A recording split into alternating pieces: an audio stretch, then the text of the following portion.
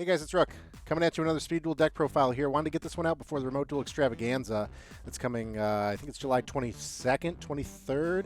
It should be in about a week from the time this video comes out. But I wanted to put out a Speed Duel deck profile in case there's anybody that's wanting to play the main event for Speed Duel. There is a main event included in this Extravaganza. Folks want to play Speed Duel. They launch the tournaments throughout the day. I know that the prize support is pretty intense still. So for folks that want to pick up Speed Duel, but you don't know what you want to play, you don't want to invest too much time researching, guys, this is the deck you can play. You slap it together and you win. Anyone can do this. This is the most brain-dead deck I've ever profiled on this channel. No offense to the folks that use this pretty consistently. We have a lot of folks use the Spell Performer deck for Speed Duel, and it tops a lot of tournaments. A lot of weekly stuff that I do. You see it take first place, top 3 pretty consistently, and it's something where you really don't have to think too hard on this one. It's a really kind of a slam dunk deck. So I'm going to profile this for you today for those of you that want to pick this up for the Extravaganza, that might not be too familiar with Speed Duel, but want to just throw something together and see how far you can get with it. This is the Spell Performer deck. I have the skill right in front of you. This is Bandit Keith. Spell Performer deck essentially is a bunch of machine monsters. The Spell Performer skill allows you to normal summon normal machine type monsters, 1 less tribute. So there are a couple monsters like that where it's just like really insane pressure for no tribute. That's kind of like a big kicker behind the Spell Performer deck. That and the fact that Spell Performer skill says that you can't target the machine monsters with spell effects, so your opponent gets spells shut down. Jinzo's in this format also, so essentially the key, in a nutshell, is you got Jinzo out on the field and you have the Spell Performer skill. Essentially your monsters are untouchable, more or less. There are a lot of monster effects that can still take them down, but it takes away traps and spells, which is insane. So Spell Performer, that's the skill. Bandit Keith, that is from... I don't know, that was from a few sets ago. You're going to have to get this physically. It's remote. Oh gosh, that was from 2019. You got to find that somewhere. But a lot of these other cards we're going to see come from like Battle City and even the new box with the Cyber Dragon. So I'm going to go card by card here.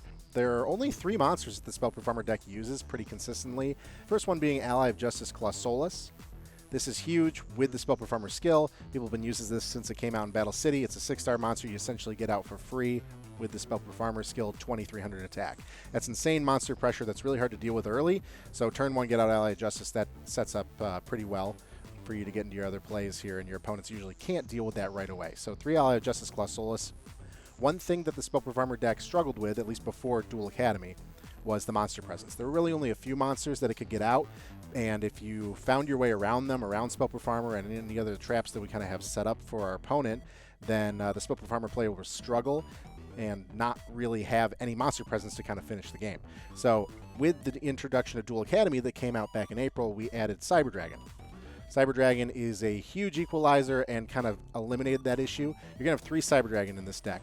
Special summon it if your opponent controls a monster. This was the monster the deck was missing before Duel Academy. It's also high attack, 2100. That's kind of hard to deal with. It's a 5-star. It's a machine monster, so it fits well with Spell Performer. And it was just kind of that other monster that the deck needed. The biggest threats to this deck are monster presence, not having enough of it, which the addition of Cyber Dragon adds, and the only other thing is getting over big monsters. So really you're not going to see any monster in the Spell Performer deck higher than like 2400.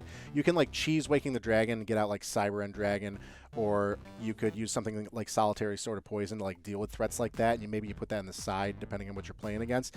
But typically you're not really attacking for more than 24, which is going to be the Jinzo at any given time. The last monster is the Jinzo. Go ahead and put that here. 3 as well. 9 monsters total. Only 3 monster types, though. We got your Clausolus, your Cyber Dragon, and your Jinzo. Jinzo, pretty self-explanatory. Once you get it out, shuts down traps. Spell Performer already shuts down spells that target your monsters. So if you have Jinzo out, you're essentially you're rolling. Tier 2 right now is like a lot of burn variants, stall variants. There are a bunch of other decks out there that utilize spells and traps pretty consistently, and you might catch them off guard with not really a great side to kind of deal with that. So the Jinzo Spell Performer combo has been working really well ever since Jinzo's been out, and it continues to work well here. Going to spells. Starting with Summoner's Art. Some folks don't run all 3. You might see 1 or 2 in a deck, a Spell Performer deck. This deck typically calls for 3. It's essentially a deck thinner to get out your Clausolus. You can see how if you like naturally draw Clausolus, then you draw Summoner's Art later, you might have a dead draw in your hands, but typically there's like 6 chances to get out this huge monster 2300 attack, especially on turn 1 to set up your game. That's going to be pretty good. So 3 Summoner's Art here, going to spells. 3 Soul Exchange. Soul Exchange comes in clutch here because you're not really trying to attack when you're setting up your field, especially if you can eliminate an opponent's monster. And every monster here you can technically tribute for. Jinzo obviously needs a tribute. Cyber Dragon 5-star, Colossus 6-star. Spellproof Armor says you can summon for 1 less tribute, but you could still tribute if you wanted to. So Soul Exchange allows you to get rid of your opponent's monster, and you can get out any of these guys. So you're always going to have an opportunity to tribute more or less with this Spellproof Armor deck, and Soul Exchange is going to help you get there by eliminating a monster your opponent controls. You can't conduct your battle phase the turn this happens, but like I said, it's more about getting the field set up, so that's going to be helpful. 3 Soul Exchange here. And a couple other tools to kind of help you, just kind of a little bit more defense, get set up for Soul Exchange, and to shut your opponent down. We're going to have 3 Book of Moon. Book of Moon's been incredibly successful since it came out in Battle City Box. Every deck runs this, you know. Target face-up monster, flip it face down.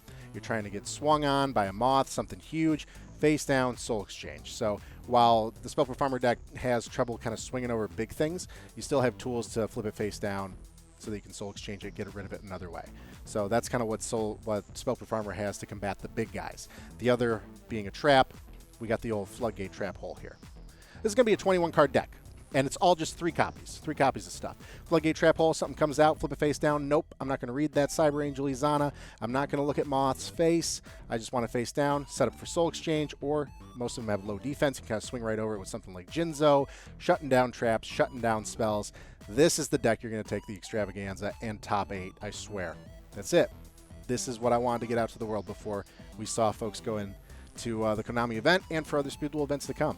This is essentially what was successful prior to the new product of Duel Academy. The only difference really is that Cyber Dragon was added, and it's huge because it gives you more opportunities for Soul Exchange, and it fills that like missing monster that it needed, because some folks would try and run, I don't know, there were some other machines out there before Duel Academy, but they were like 1900 attack. They weren't quite up there in the same caliber as like Cyber Dragon. Doesn't give you the option and kind of that play with Soul Exchange also if you need to. A lot of times, ideally, you're Soul Exchanging for Jinzo because that's a win-win. You need a tribute anyway, so you got more monster presence. You don't have to get rid of anything of yours, and you get rid of an opponent's monster, and then you go from there. That is the Spellproof Armor deck that has been running rampant pretty much in the Speed Duel Showdown for the past 2 months, and it's done well in a lot of other places. And like I said, it really doesn't take a lot of brain power to use this. You normal summon Colossus, you tribute for Jinzo, I don't know, you Book of Moon something. They can't touch you with spells. They can't touch you with traps when Jinzo's out, and that's it. So that is the Spellproof Armor deck. Hope you guys enjoyed this. Should be pumping out a few more deck profiles before we get to Paradox Brothers coming in October. So stay tuned for that. More decks, a little more thinking to come in the future. But if you like this video, please feel free to hit the like button and subscribe for more. I'll catch you guys later. See ya.